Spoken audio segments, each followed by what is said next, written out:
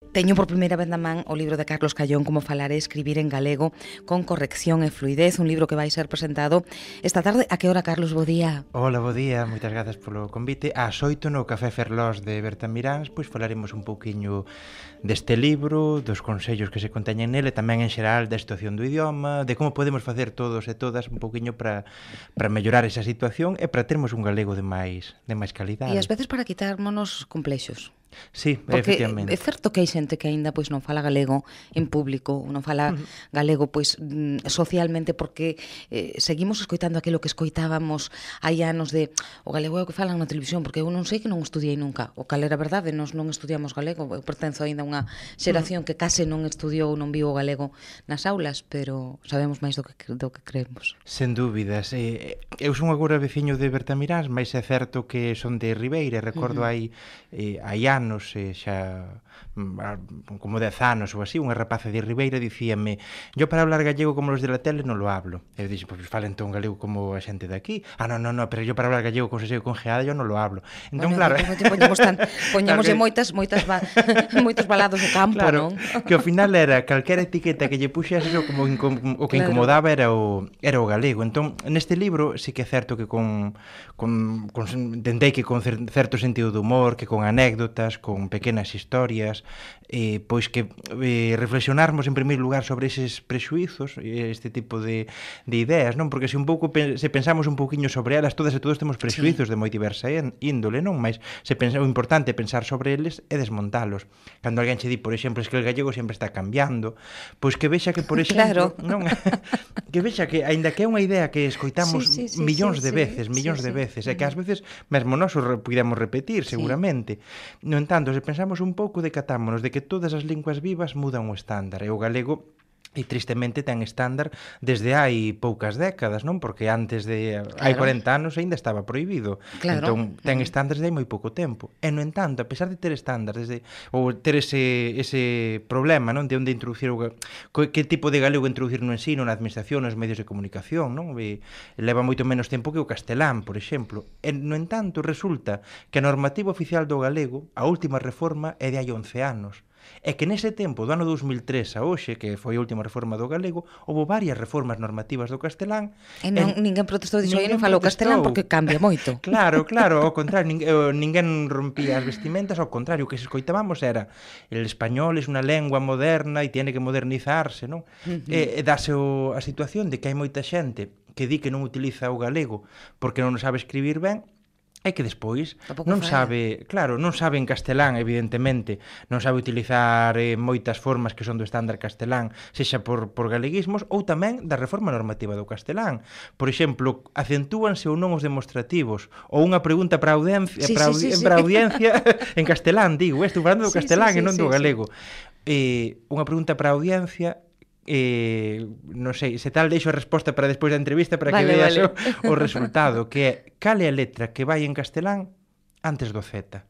Cal é a letra que vai en castelán antes do Z? Parece unha pregunta sinxela, non? Si sabes o abecedario, polo menos da última reforma normativa do castelán.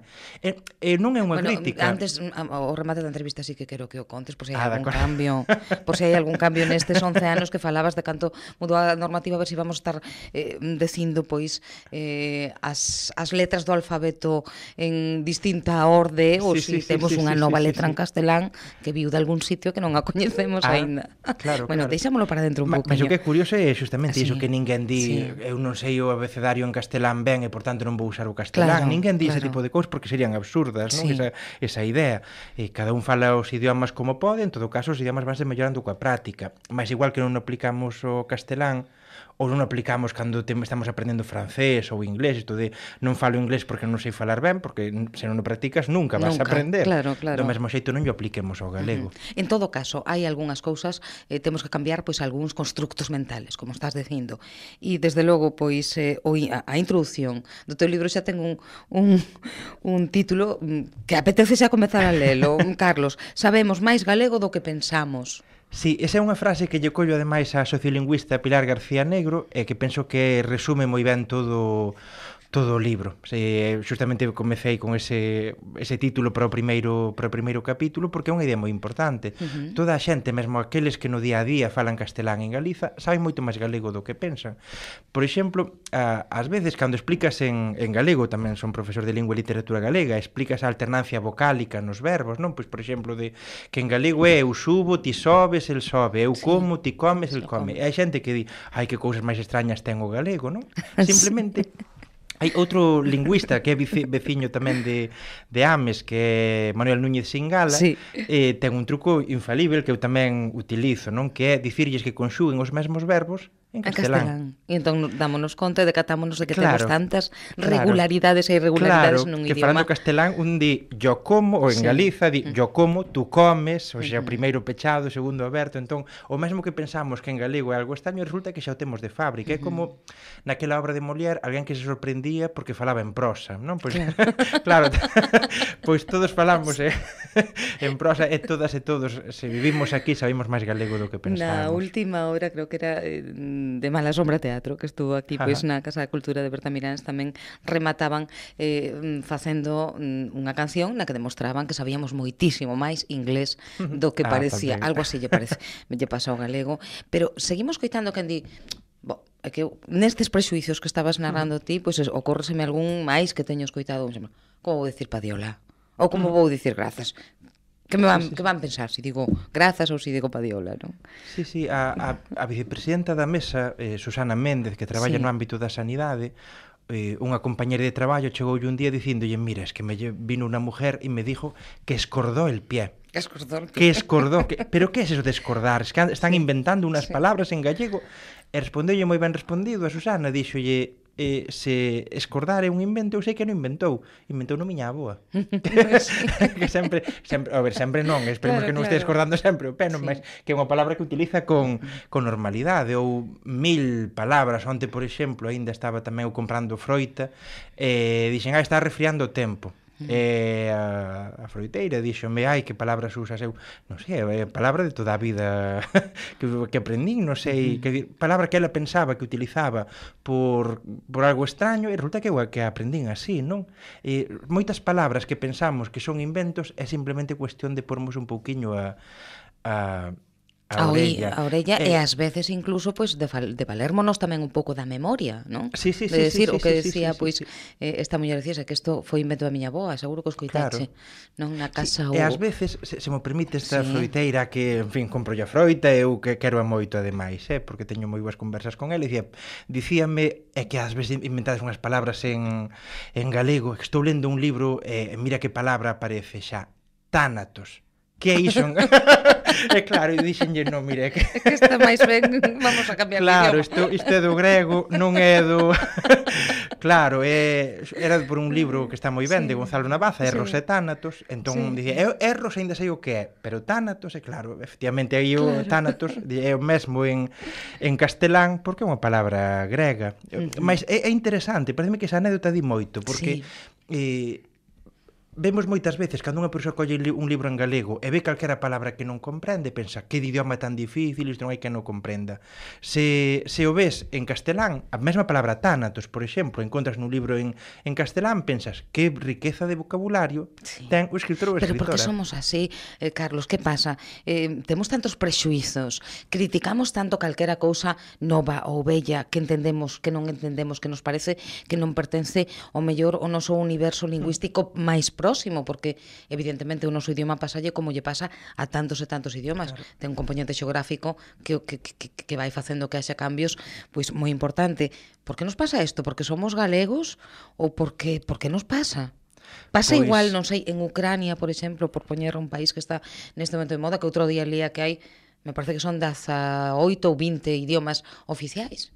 Sí, a diversidade lingüística e cultural está á orde do día, mesmo as grandes linguas que non nos presentan como grandes idiomas resulta que teñen unha diversidade interna moi importante. O propio castelán, por exemplo, cada vez que Disney estrea un filme en castelán, fai 4 dobraxes. non fai unha soa. Claro. Entón, ao final actúa como se o castelán fosen catro Fai idiomas pa México, e non un só. Fai Claro, unha para México, outra para para Argentina, Argentina, sí. outra para español de Estados Unidos e para o... e outra para o español de España, Claro, digamos. claro. Entón son esas catro grandes fai catro dobraxes, paga Sí. catro dobraxes que as súas correspondentes cancións. Entón, digamos que o ser humano é diverso. Entón iso, aínda que se empeñen en uniformizarnos, por fortuna de momento non logran que sexamos seres humanos clónicos Claro. senón plurais.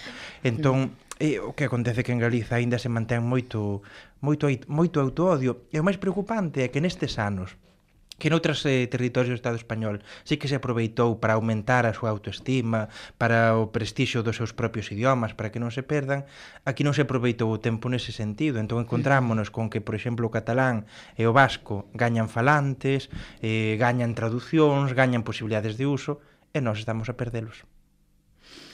Cuestión de autoestima. Estamos falando con Carlos Callón, pois profesor e presidente da Mesa pola Normalización Lingüística que hoxe presenta na Cafetería Ferlos a partir das 8:30 da tarde. Das 8, como falar e escribir en galego con corrección e fluidez. Quero ir repasando un pouquiño, porque só índice é unha obra literaria, un poema este índice de Carlos, de verdade que sí. Parte 1, falar en galego é doado, se sabes como, un decálogo para sandarmos as feridas. Aínda vimos moito dai, aínda nos influen demasiado esas cicatrices de tanto tempo, de ser idioma perseguido, vilipendiado, durante tantas décadas, Carlos, a hora de falar. Sí, eu tentei ademais que sexa un libro, na medida do posible, algo ameno, non sei se divertido sempre, porque logo hai cousas que son tristes, non? Con este poema que é o índice, que é un poema, ademais, pois hilarante, tamén podemos decir, o sea, sí, igual cada un dos títulos, a verdade é que xa apetece ir aí, incluso a rir, a botar unhas risas, porque é así. Pois, moitas grazas. Igual que no título xa con ese de como falar e escribir, pois que é un pouco xogar coa autoaxuda, aínda que isto non é propiamente autoaxuda, tamén aí, pois como ves, é un decálogo, non? Son as 10 principios básicos para termos presentes. É evidente que non son consellos vos para podermos avanzar nunha lingua máis xenuína, máis nosa, máis non... Despois aínda falta un traballo por realizarmos. E si, é un decálogo sobre como sandarmos esas feridas, porque son moitas as feridas que temos. Estaba mirando agora e me parece pois que o mellor podemos, este decálogo pode resumir quizás moi ben o que sexa o resto do libro. Eu aínda xa dicía que a primeira vez que me topo, pois eso, chegou Carlos, puxo na man e atopeime así co libro, non? Pero que mellor podemos despois ao final resumir, ou nos podes ler ese decálogo pois para abrirnos un poquinho máis a mente, pero quero seguir falando do índice, porque un decálogo para andarmos as feridas, propostas básicas para mellorarmos a corrección e a fluidez en galego. Vale, tomamos a decisión, deixámonos xa de dicir se inventamos palabras, se non nos gustan, se isto non o digo, demais, como comezamos pois a mellorar? Pois hai unha regra básica, a regra de ouro, que é soltarse a falar. O futuro do galego está nas bocas da xente que aínda non o fala. Iso é clave, porque moita xente nova que aínda non deu o paso ou de calquera idade que non se atreve a falar galego polas razóns que for, delas vai depender que o idioma galego teña futuro. E despois decatármonos de que ninguén naceu aprendido e de que os nosos erros que dan nova vida á lingua galega. Igual que para calquera outro idioma, se non te lanzas a falalo, se non te soltas a falalo, pois nunca vas poder mellorar. Entón, isto é unha cuestión de mellorar co uso. E, sen dúbidas, ese uso vai dar nova vida ao noso idioma. O que, para as persoas que ao mellor se bloquean, o que fan moitas veces persoas que cambian do castelán para o galego é comezar primeiro con xente descoñecida e despois ir incorporando a modiño aos seus ambientes máis habituais. É como aquelo de que aprendemos mellor un idioma no estranxeiro falando con outro que tampouco coñece ese idioma. É sen viaxar con alguén que coñeza.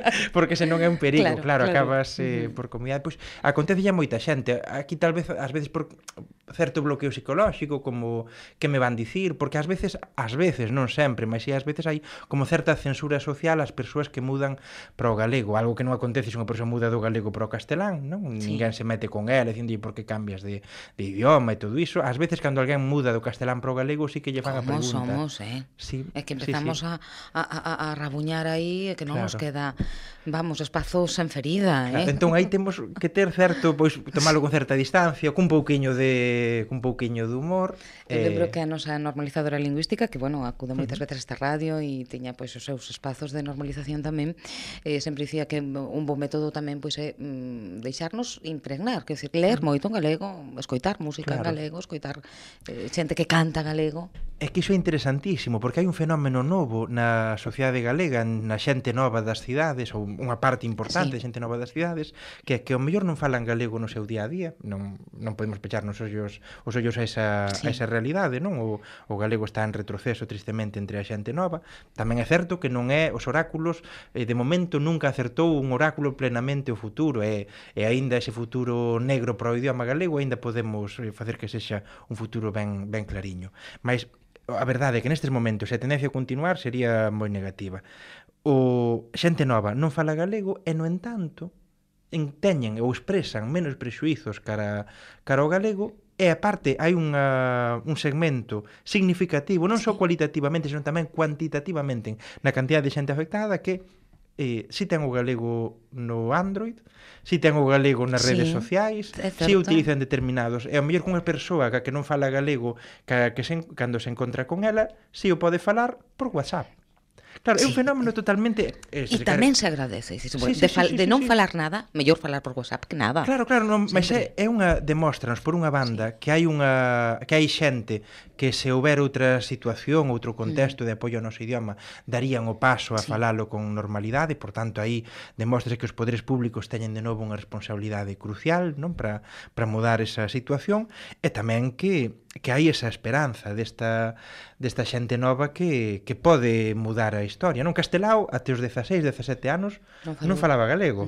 E Rosalía tamén tardou en pasarse, non? E, no entanto, non son calquera... Se ve que non cambiamos tanto, que as nosas condicións socioculturais mudan per pouco, Xa, e ás veces para peor. Bueno, sí. E ás veces para peor, sí. Hai aquí dous títulos que de verdade que me recordan moito pois isto de aprenda usted en inglés, en tal, porque un é a regra de ouro para falar un bo galego en menos dun mes e outro aprenda a ler en portugués en 25 segundos. En 25 Como? segundos. Como? Aquí hai xente que terá nas súas casas libros de aprende inglés en 30 días. Sí. Aprende francés palabras, en 30 días. Sí. Aprende xaponés en 30 días, que xa é... Bueno, eso sí que xa... que xa é dicir, Sí. Pois aquí, aínda máis, nun só capítulo, non todo o libro, nun só capítulo, aprende a ler en portugués en 20... En 25 segundos. En 25, perdón, mesmo hai moita xente que aprende en 20. Que en 20 tamén. E de feito falei coa editora que devolva o diñeiro a quen non aprenda a ler portugués en 20 segundos, se sabe galego, Claro, non vale para xente que non saiba galego. Entendo que isto, de algún xeito, pois é unha brincadeira para falar das posibilidades que ten o noso idioma no mundo, non? Sí, mas é tan factível. Eu recordo cando era rapazol e comecei a tomar conciencia da situación do idioma, teria 16 anos, pedíalle, eu daquela vivía en Ribeira, escribíralle o correo postal, ainda non había o correo electrónico, á Mesa pola Normalización, para que me mandasen material e que eu distribuía polas parroquias de Ribeira, pois para...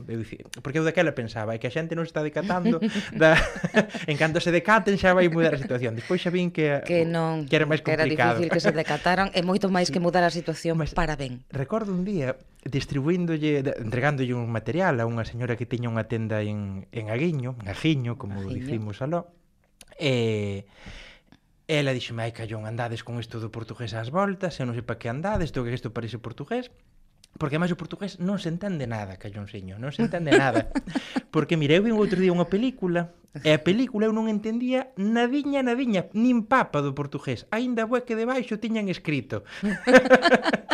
Claro, a señora non entendía a película, porque a película estaba en inglés ou en sabedes en que idioma, mas os subtítulos. E esa muller que nunca fora escolarizada nin en galego, é sobre dicir que tampouco en portugués, podía seguir entendía a película en portugués. Desde logo que é unha anécdota absolutamente demostrativa. E sen ler o libro ademais, non?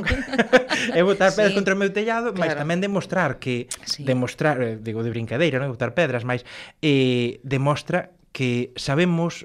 Se antes dicíamos que sabemos máis galego do que pensamos, sabemos máis portugués do que pensamos tamén. Tamén, e aí temos unhas portas que se nos abren. Este libro nos quita complexos de entrada.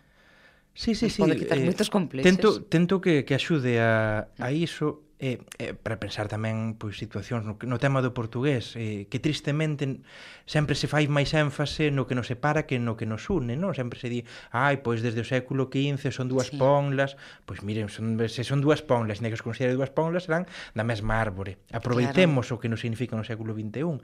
É curioso, mesmo xente que moitos mozos e mozas que din que galego e portugués non teñen nada a ver, e pois no seu currículo, sobre todo cando teñen que ir tristemente para o estranxeiro, que oxalá só haxa que ir ao estranxeiro para facer negocios ou para aprender e non para emigrar como no presente, mas no seu currículo poñen coñecemento de portugués. Claro.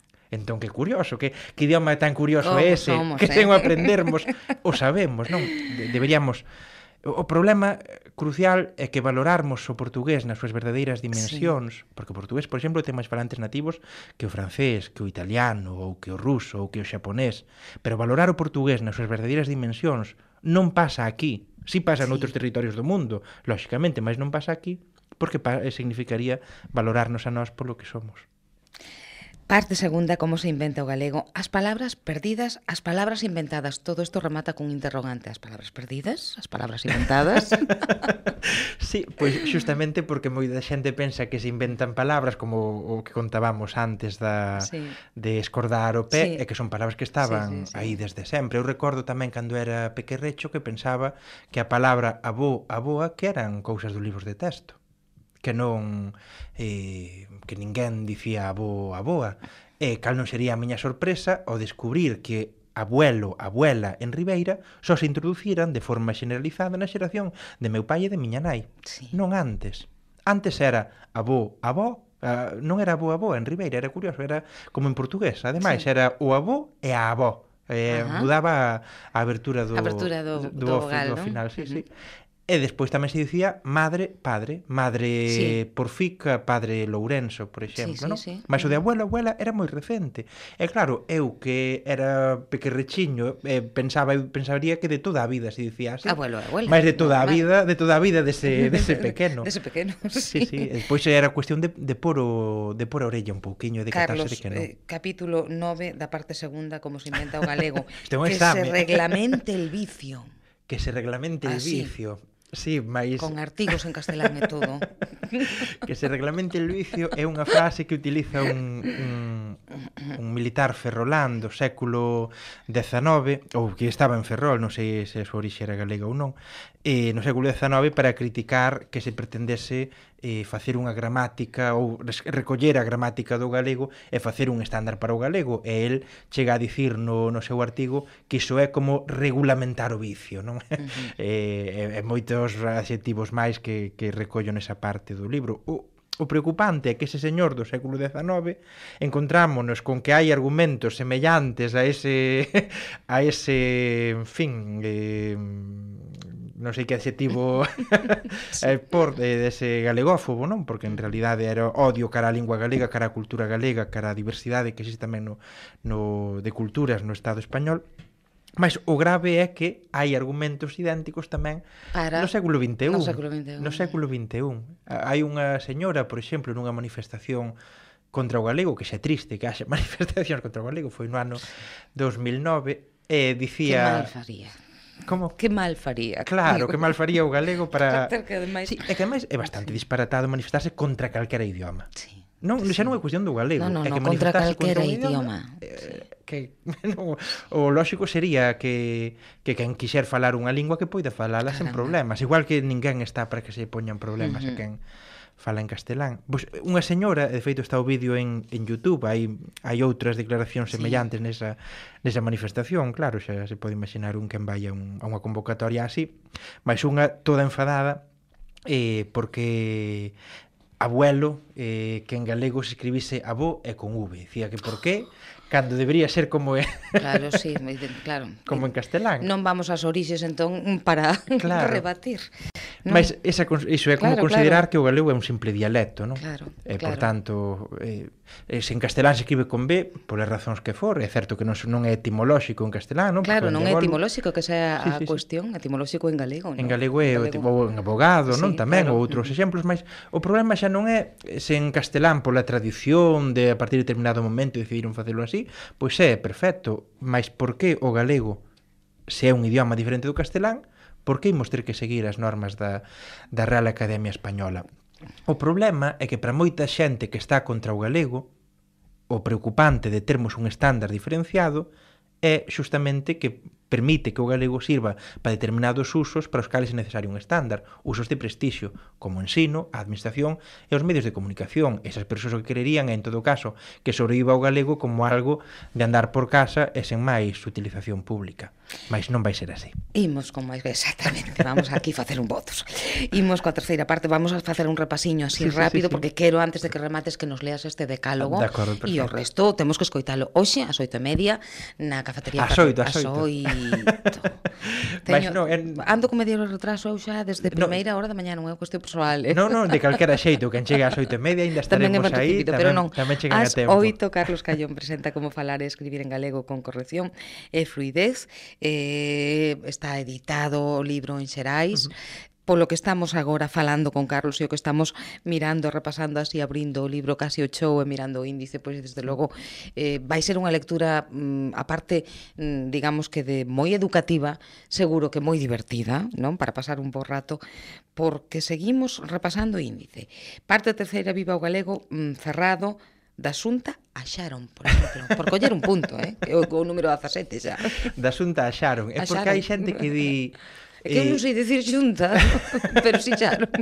Claro, no, es que yo la X en gallego non sei xunta, non? E eu digo, como se chama esta cantante que está cun futbolista do Barcelona? Shakira, pois exactamente. Sí, así, non é Sharon Stone, Shakira, digamos que non hai máis... É especialmente preocupante cando xente que debe dar exemplo non uso correcto do galego, como vemos cando falamos dun uso correcto do galego, non estamos falando dun galego máis artificial, estamos falando dun galego como sempre se falou, non? Por exemplo, coa pronuncia do xe de xunta, de páxina, en fin, de 1000 palabras que ten o noso idioma, non? Bueno, aquí supoño que xa nos imos metendo un pouco máis en cuestións lingüísticas, acento diacrítico, preguntemos e respondamos a galega.